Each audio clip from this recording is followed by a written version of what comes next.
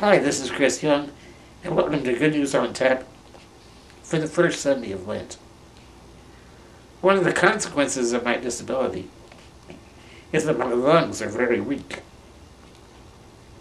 Lungs can be especially problematic if I get congested, because I don't have the strength to cough up the congestion.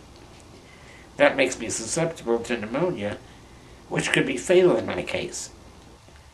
Recognizing all of this, I have to try to take as good a care of myself as I possibly can. I have to be careful not to take risks. I have to take preventive measures to ensure my good health, because I never know when an infection could come along and do some real damage. I'm always sure to get a flu shot every season, and I try to avoid anyone who I know has a cold or the flu. I know there are dangers out there that can be really serious, so preventive measures are of the utmost importance. I mention all of this because I think it relates to the season of Lent. In the first reading, we have the story of Adam and Eve and original sin.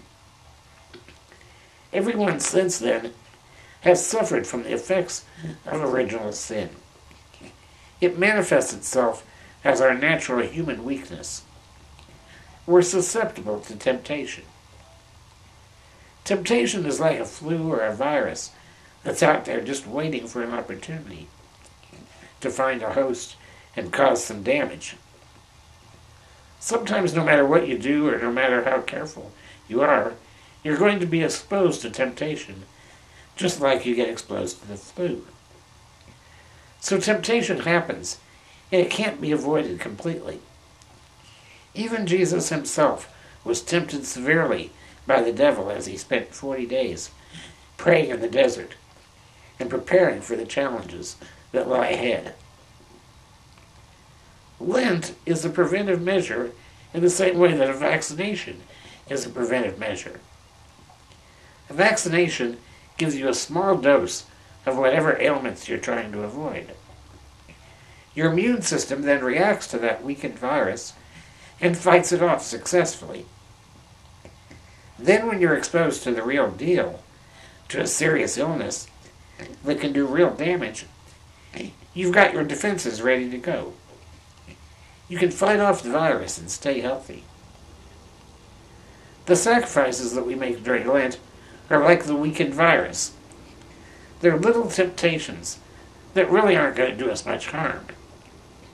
I mean, unless we're really gluttonous, eating a candy bar now and then or drinking soda pop isn't going to do a lot of damage. But by giving them up during Lent, we train ourselves to deny ourselves something.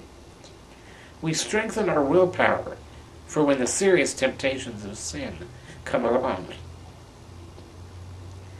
Maintaining a healthy lifestyle isn't just about avoiding exposure to sickness or getting vaccinations. We also have to take positive steps to maintain our health. We have to eat the right foods.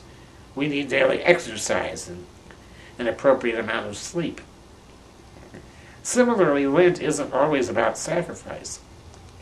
It's also about doing positive things, donating your time, talent, and treasure to worthy causes, spending extra time in prayer to build up your strength against possible future temptations.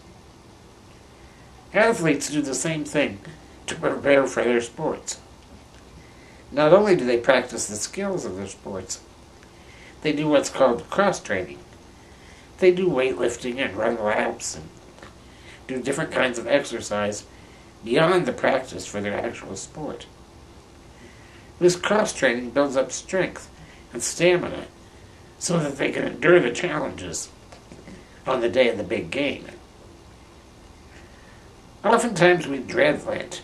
We struggle with the sacrifices that sometimes seem pointless.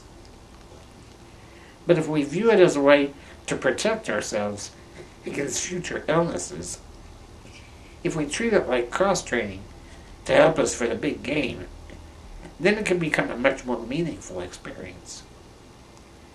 I guess it really literally is cross-training. It's the way in which we take up our cross and follow Jesus each day. And we know that despite the suffering of the cross, something extraordinary is going to come out of that suffering. It's still not the end of the story. And that's Good News on Tap for the first Sunday of Lent.